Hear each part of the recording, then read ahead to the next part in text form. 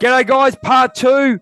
We're here in Australia. Kangaroos, koalas, and Steve Irwin impersonations. They love it in Canada. They love them in America. As soon as I open my mouth, oh, you're Aussie, Steve Irwin. And look, we've got wonderful Australians here. And what we're talking about today is breath work. And we have a breathwork master. We have Berenice, which I call her Bern now. Okay. So that's the thing. Now, we were talking about in part one about trauma responses, and I'm just going to quickly share my trauma response with you with regards to going within the inner child, going within myself.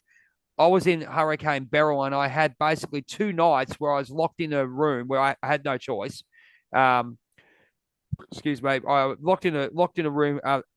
Basically, no choice. I had to do it because there was no electricity and safety. And it was the first time I actually accessed and talked to the inner child. I regressed a lot too. I remember standing at the window going, I shouldn't be here. I should be at home. Oh, this is not the right thing. It was like I was regressing into my old self. And it was really weird, the process when it went through. But I've been laying there and for 2 nights, you look at it, 9 till 6, I was inside locked in this room. And all you've got is your thoughts and yourself. You know what I mean? And it came out, it actually changed a lot of the ways I look at things and understanding things. Do you have people come to your sessions with that kind of experience and trauma that you've obviously, and now I know you're helping them to understand themselves and understand what's happening and how to actually work that into their lives to make them feel better and get to the person that they want to be? Oh, 100%. Yes. Can I share my story with it? How I found my inner As I child? said, open book, go for it. Yeah, cool. So similar to you know how you were sharing, there's nothing else to do but be with your thoughts over those 2 days. My first experience of meeting my inner child was actually through a 10-day retreat where we meditated slash did Anapana breath work every single day for 10 hours a day. There was no eating Wow. after 12. There was no technology, no reading, no exercise, no yoga, no physical contact, no eye contact, and no speaking. So you're just doing 10 hours a day. And I got through like the first couple of days, and I remember thinking, oh, yeah, okay, well, maybe my back's getting really strong from sitting up straight for 10 hours a day. That's good. And then it wasn't until like between the sixth or eighth day where I was sitting behind a woman and she was asking because at the end of the class, you could ask the teacher a question for 5 minutes. And so she was saying to this teacher, she's like, oh, like I just feel like I feel like I'm gonna be sick, and I feel like I've just been like crying nonstop. And the teacher, I can't even remember the teacher's answer. I just remember my thoughts. And in that moment, as I was behind her, I was like, that will never happen to me. I'm like in my head, I'm like, so weird. Go back to my room later and I start thinking about this woman and I start thinking literally like, I wonder if that could happen. And it just something something shifts. And at this point, I'm not spiritual, I'm not connected, I'm not tuned in, but I just can feel it. And I feel this like a almost like a static noise and like a storm, like a dark storm coming. And I almost again hear this voice in my head. It's like, oh, here we go. Like, here we go. Are you really gonna do this? And then my whole body gets this feeling, and it's like I'm thrown into my 12-year-old self, and Wow. I just start crying. So you And sort of I'm like just time, sort of like going, time traveled in that way. Would you say? Would you say you sort of had that experience where you time traveled within your mind? I could say it's in your mind. I'm just being very basic. I know there's more to it, but you sort of time travel back to that time. Yeah. well, it's like it's more like the illusion of time was completely dissolved because I just went became so present that I was able to, yeah, it like you said, this is a totally simplistic definition of what's actually happening. Hey, but Oh yeah, yeah, I was absolutely. I was We able know to. better. We know better.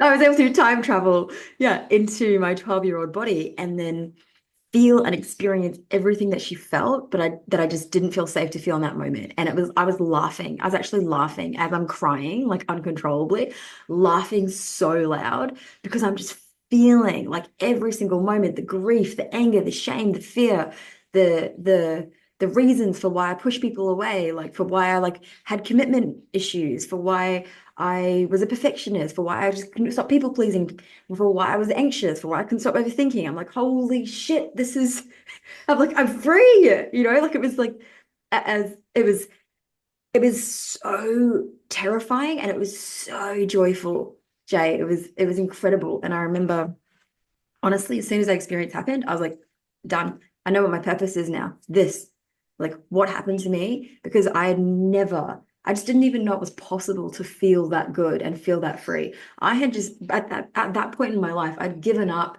on healing my anxiety and just decided it was a thing I had to cope with for the rest of my life. Like I was like, this, yeah, it's never going to be fixed because the psychologist couldn't help it. The CBT, cognitive behavioral therapy, couldn't fix it. So Yeah. the exercise, the dieting, all of it didn't help. It helped, but it didn't fix it. So you just You have weren't to accept. fixing the problem, which is basically what. See, I believe in. I truly believe in what they. If you ask for something, you'll get it, right. So Mm, especially when you're becoming more and more balanced within yourself, taming the ego, as we know. mm, It's like I called for this for my time to be in this. I call it the Native American Sweat Lodge at the time, mm. and I had to be. Well, my best mate Cortez Medford, in England, which I do life theories with. He goes, Jay, you've got to be where you need to be, and you needed to be at that Breathworks seminar. I needed to be in the Hurricane Beryl in Houston. And Yes. if you accept and if you accept everything as a lesson, gift, or a message, which we've done, and take that and move on to find that purpose in yourself, in which we're both well, we're both on the path of doing that on our paths, you know what I mean, at different levels, but we're still on the path of going right. This is the experience. It's amazing how we've done that. Continue with your story. That just resonates with me so much. Yeah, and I love that. I love how you brought it back to see everything as a gift or a message. It's like no matter what happens, it's like perfect, good. Like what is available? This is stoicism again. It's like what's available to me now because of this obstacle, not Yep. because, yeah. And yeah, and I just knew at that moment, I'm like, this, I know exactly what you said. I called this in. Like there was no logical part of me that wanted to go to that retreat. I just knew I had to. It was choiceless. And then after that, finding my purpose, again, choiceless. And then I remember like quite a few things happened after that really rapidly. Go for I it. was just so I was so happy and I was like, oh, I'm free, all this anxious overthinking is gone. It was like being in the Matrix. I could see all my thoughts falling through my awareness and I could just do this. Not that one, not that one, not that one. Just Wow. snip, snip. So it's Yeah. basically, was it instantaneous for you? Because I know for myself, I mean, finding, I'm going more into that, finding myself. I've got it now. It's basically, I've got the pieces now. And I think basically anyone who's got pieces of their puzzle to where they want to go, they still have to tame and understand themselves, but also understand the messages that the universe gives to you. Like if you're watching a certain video of a lot of times, it's trying to give you a message. You'll be drawn to that. Do you feel like you were drawn to the breath work as well, Bert? Were you It's interesting because with this retreat, it kind of just landed in my lap. okay? Yeah, I wasn't really drawn to it. I just knew I had to do it when it arrived. Yep. But then everything after that, I would say was I was drawn. Okay, you're drawn to it. Okay. Um, Mm, fantastic. So I want to ask you about the breath work. Let's go more into the purpose of breath work with regards to your clients and what you're doing as here we go. I'll use this. I'll use the savior of the world. As I like to use analogies because we need people. We need more people like yourself. You see the way the state of the world is. We both know where it's at. We both know the awareness and consciousness is growing, and the egos are getting smashed. Okay, and we're coming, I guess, more forth. We're more forth, I guess, and there's a lot more of the understanding of understanding yourself, like watching videos like Conversations from God you were talking about. I watched that back in '96. mm, When I was introduced, The Secret. we saw what the secret was, and this is where it all got construed as far as I'm concerned. Like they get the secret, you can manifest anything, but they don't understand you've got to do the inner work. Your breath work, where do you see it in the future, or where do you see it now as the breathwork master? And part of your purpose is to get this out and understand that people need this in your life. Where do you stand with that? My deepest reason for all of this is to depathologize anxiety so that people understand that it is a transient state of being and it is not a death sentence or a permanent condition. And where I see it going is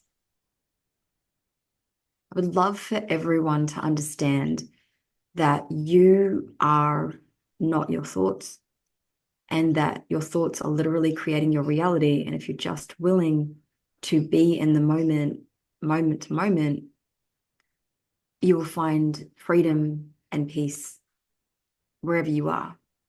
And that's where breath work comes in, because you're tell us about your classes, how you get people into that moment. Because I've seen the videos and people can't sit still. I mean, I can't sit still at the best of times. Well, Right? yeah.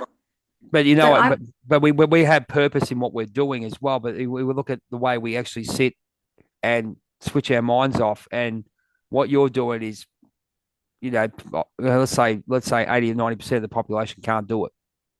yeah, And and that's just that, a general comment. But yeah, oh, thank you. Yeah, thank you for bringing that in because I feel like you and I have been drawn to each other for that, because we have that same resonance. It's like we can't sit still, always like on the go, wanting to do more. Like you're a motivation coach. It's like I don't call myself that, but that is definitely within what I do for people, motivate them to action. we will. It's a tag. It's basically helping people. That's what I'm saying to you. So with your coach Yeah. with your what you do, where do you find what actually I'll step back one. When they come and see you for a session or sessions or healing, talk about your process. This is what people want to know, because they want to go, I Mm, want to go see this lovely lady and say she does wonderful work. What can she do for me?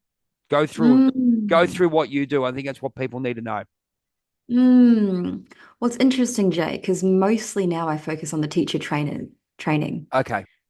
So most Well, people tell us come to about that. Tell us about that. I mean, you're teaching people to with the skills that you've learned to go and do other to take this process and try to heal the work, try to heal as many people as they can, or whoever needs to be healed by that person. So tell us about how you got to that point and what you're doing to help society, I guess, in that way, to educate okay, more. how I got to that point. Hmm. It would have been because I was working with people and I was helping them, and then I just realized that there was a level of impact that I wanted that I wasn't accessing, which is when I decided, you know what, we're going to do a teacher training and we're going to equip people with the tools so that they can go either A, learn them for themselves, or B, go and learn them for themselves and then share it with everybody around them. I'm like, that's how we get to make this exponential, like move breathwork across the globe exponentially. Mm. Um, but when it comes to like my process around how I work with people, I would say it's I'll I'll ascertain, it's like, cool, how safe are you in your nervous system? How safe do you feel in your body? How safe are you to be still? How safe are you to receive? How safe are you to be in your power?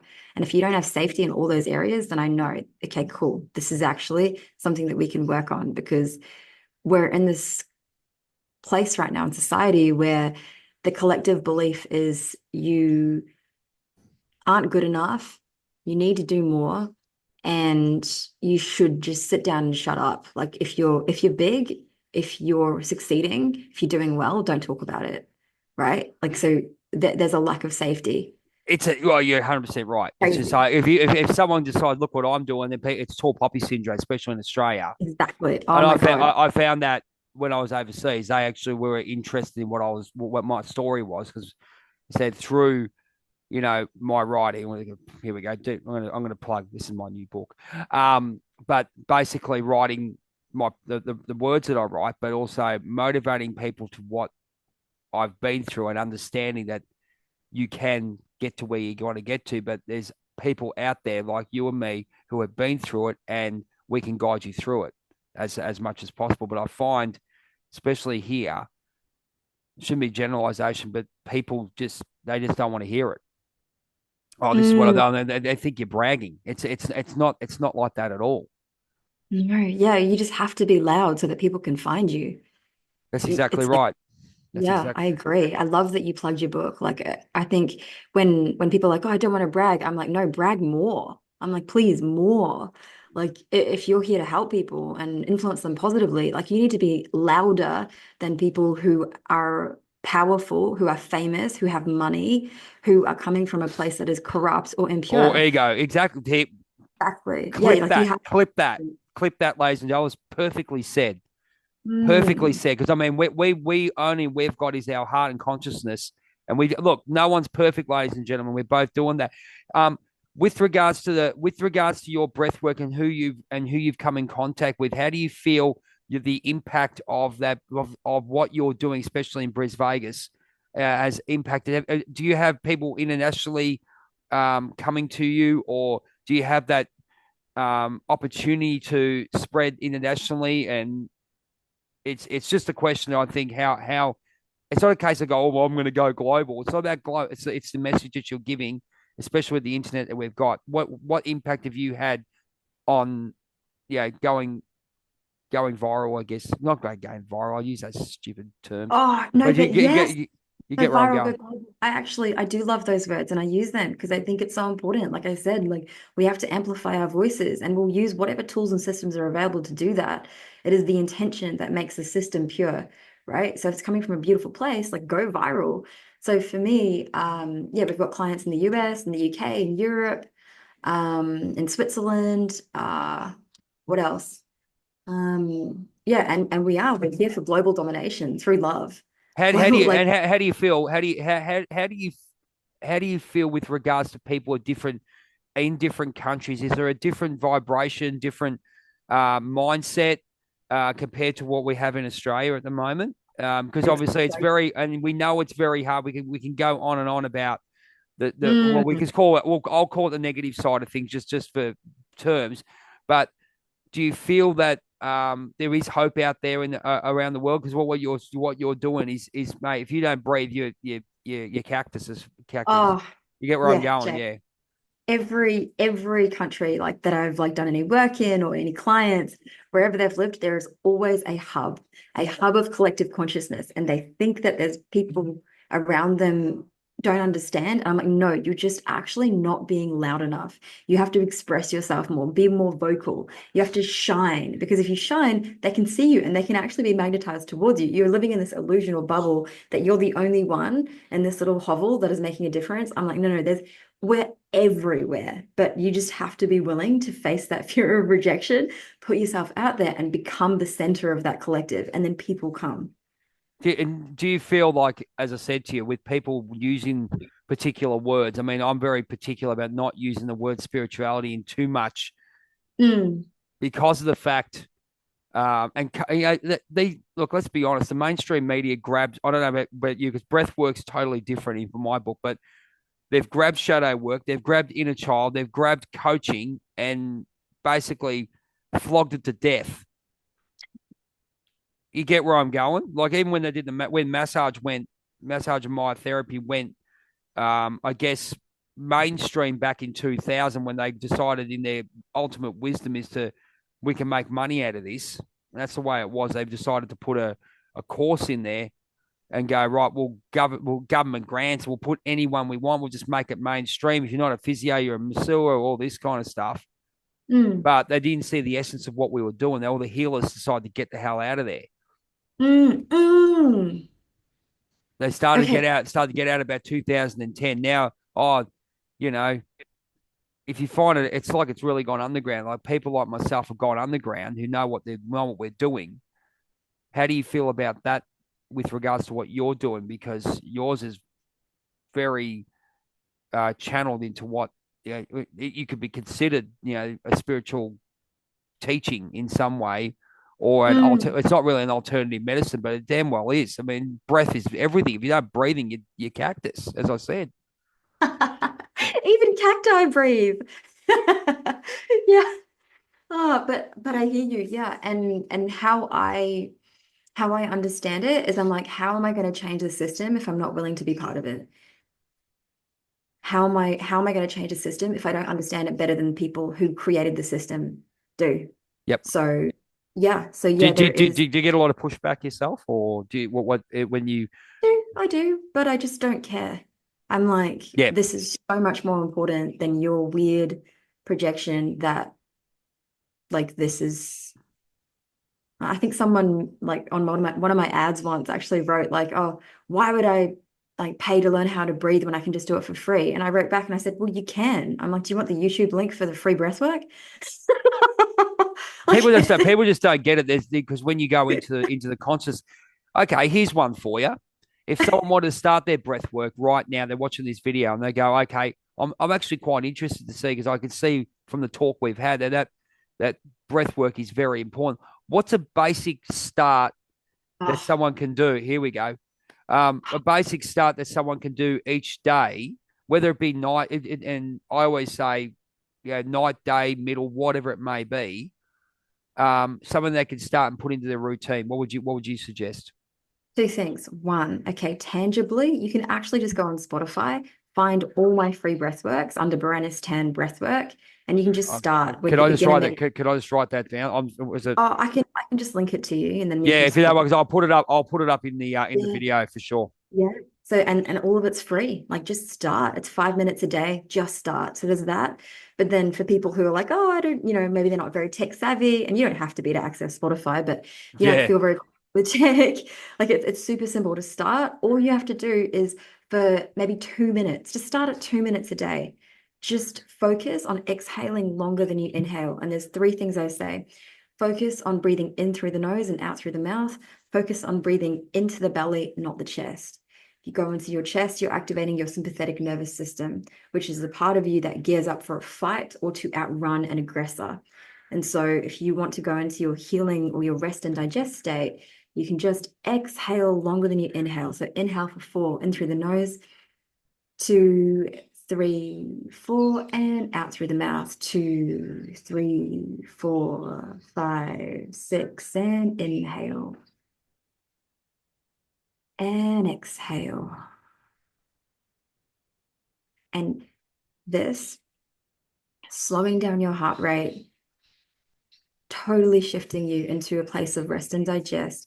It's dilating your pupils, it's increasing the moisture in your mouth, it's allowing you to retain more CO2 so you can open the carotid arteries in your brain, so you can increase blood flow, so you can think clearer, so you can focus better. So instead of going through life with tunnel vision, you have a lateral focus. And that technique I still to this day use when I'm speaking on stage, when I'm in a high pressure conversation with my partner where we're moving through conflict. It's like just exhale longer than you inhale, and you will find like you go from being reactive to being in a place of expansion. Like what's the gift here? that's Instead fair. of I've seen stuff breath work before, and that's been explained. You've explained it the best I've ever heard it. Okay, I'm not just saying that because maybe that's when I needed to hear. And then the other thing, ladies and gentlemen, I needed to hear it right now. So this is the thing where you turn the mirror, as I always say, message gift lesson. Here we go. This is when it's meant to happen. So mm, um, I'm going to go on to that. Moving on from that, and we move on to people. As I said, we're not claiming to be medical professionals or anything. We know people worry about we have a issue with anxiety. Anxiety, we'll go with anxiety, stress, overthinking. Now, that technique you showed us there, Bert, is that one what you can use, because we know people go through panic attacks. We know people have anxiety, all those kind of things. And look, they can say people can go, oh yeah, I'll go to the doctor and all that kind of stuff. Can this help you? Because I've been through it. I know how scary it is. What's your opinion on that there? Because there's a lot of people with high anxiety issues. What do you think yeah, about what it can you the stuff that you just showed us, can that help you with reducing the cortisol levels? absolutely. Oh, and It's not just anecdotal. There's literally research and science being done in hospitals right now. So the medical community is actually helping us back this up. And what they're finding is that it's one of the most basic studies was done on asthmatics, right? And what is asthma? It's like you can't draw breath, so you panic. Yes. Happens, and then you go into a panic attack, right? Which Yep. then constricts more. And what they found, this is a study done in Brisbane in the Mater Hospital, where they did, I think, don't quote me on this. I can always link the study to you No, later that's all if you right. know. Yeah, that's okay. That's all right. Like Well, as I said, eight we're just chatting, so that's all good. 8 weeks of Whitefeather, which is a restricting, which is a kind of under breathing technique, allowed them to shift the symptoms of asthma for, I think, 80% of the group, 70% reduction in medication dependency, and there was a percentage that got off medication as well, like for asthma alone, right? So this is, and it's so interesting, like if you Google how do I cure asthma, you'll actually find that Google just says asthma is an incurable disease. No, There are it's not. medications. No, well, I've been through it too. I'm supposed to be so-called asthmatic. So, Yeah, and just through health, exercise, and all that to start with, but also once we get into a point of doing our shadow, okay, I'm using shadow work, or get within ourselves and obviously control our egos and understand, cortisol and all those kind of things. Yes, people are born with maybe inflammation in the lungs. That's fine. Yeah, that's fine. But how you can definitely still control that. 100%. Yeah. And when it comes to anxiety, it's so interesting. There's a really simple test you can do. It's called a control pause. Yep. And what you do is you take a really small breath in, small breath out, and then you see how long you can hold your breath comfortably. And the point is, you might get a contraction in your belly, in your throat. And when you feel that, that's your first desire to breathe. And you time the distance between taking that breath in, breath out, and the time it takes for you to feel like you need to breathe. And if it is under 10 seconds, you're actually breathing way too fast.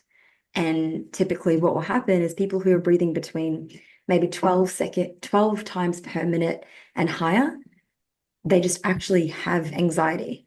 Like the breath and your emotions are so linked that most of the population is actually breathing too much. Do you And think if you're that? Yeah. Do you think with that one? That's a great one. Do you think that with regards, especially in this day and age, with all the rubbish that's happening, all the corruption and all that kind of garbage, they're putting the stress on. There's stuff that even just having control of your own breath and thoughts. I mean, we're losing that. We're losing that yeah, heavily. So, what would you? So that little technique you showed us, would that be the first thing you should do? Because and yeah. I think the hardest thing is too, because we're so pushed into this, I guess, physical world, which is obviously not good for us. Let's be honest. People like us who are coming out and being aware of it and pushing that 5 minute breath, is that where you would start to try and control the mind? Well, it's interesting. It really depends on the kind of person that you are. So Okay. because I'm a very like similar to you, high energy, people used to tell me I had ADHD growing up. Oh, everyone says that. I've got Yeah, that, and I no, I don't. I'm just crazy. yeah, me too. I'm like, it's just a gift. It's like a I'm neurodiverse just a I'm gift. just a loose cannon. It's the way it is. But Yeah. with the heart thing. But sorry to keep interrupting. No, it's so good. But see, that's why you have to tune into who you are and how you like to learn. For me, if I go into something, I'm all in and I want the most extreme version of it because it's just fun for me. So for me, it was starting with the holotropic, the tumno breathing, the really deep journeys, which Yeah. again, Jay, I can link you a free one for everybody to try down Yeah, that'd here. be good. Yeah, if you can. Yeah, just send it in. Send it in an email, and I'll Yeah. sort it out. Yeah, and so for me, for like an adrenaline junkie, for someone who almost like doesn't, if you don't act, then you almost sabotage. Like I love to just go all in. So for a deep dive, that breath work is a great place to start. If you're someone who's has a tendency towards feeling really, really anxious, it's really hard for you to kind of get into something. If it's difficult to begin with, you don't love the uncomfortable.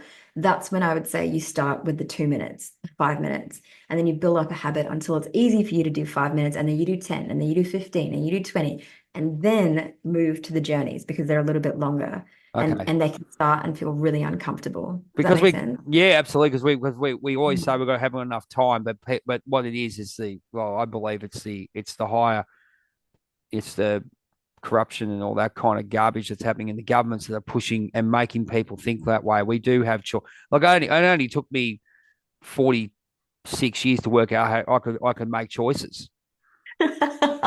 Yeah, it took me like 20, like 23. I'm like 37 now.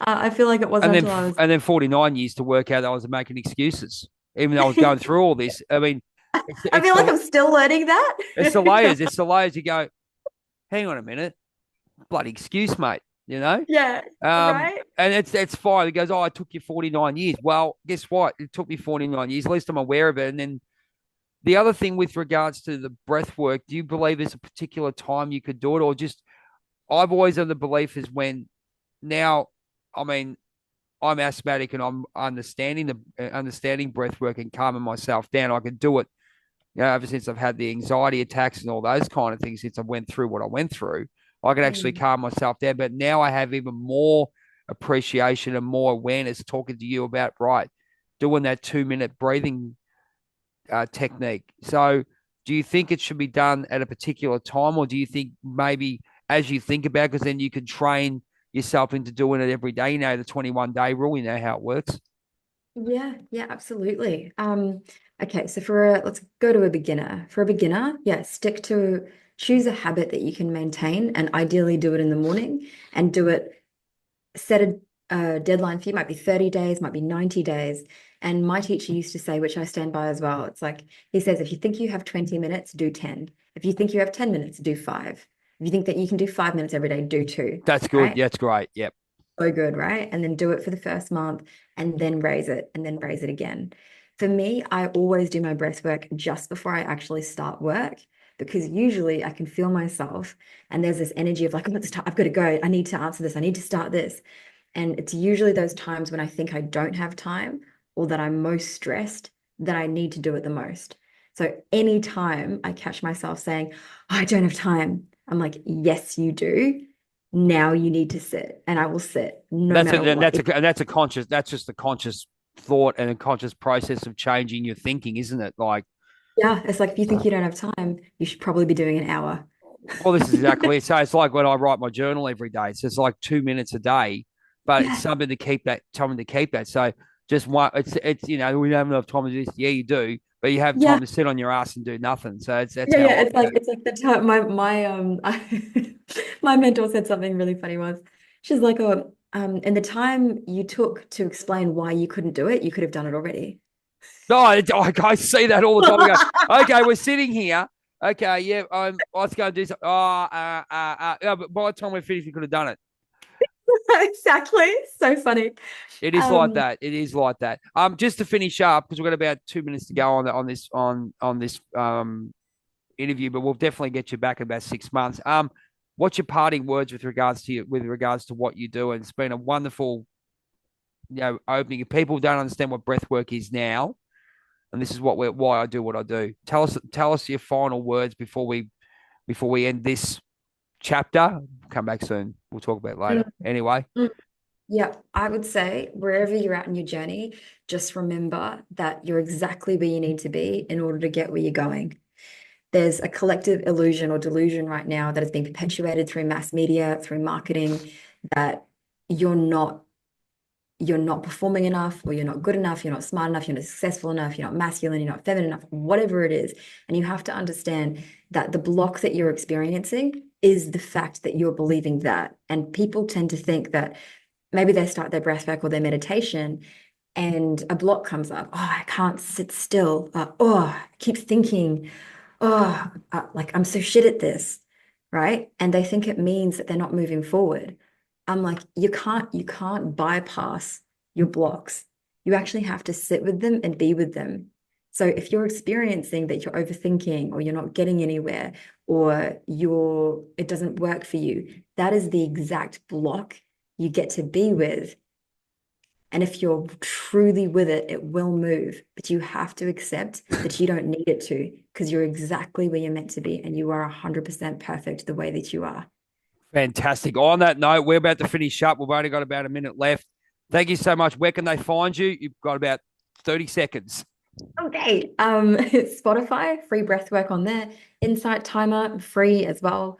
Contact me on Facebook, Berenice Tan, and just message me, and I'll just send you a journey if I've got one that I feel resonates with you. Or Instagram as well, Breathwork, and we can just have a conversation about whether it's breathwork for yourself or whether you're wanting to step into becoming a teacher, that would suit you the best.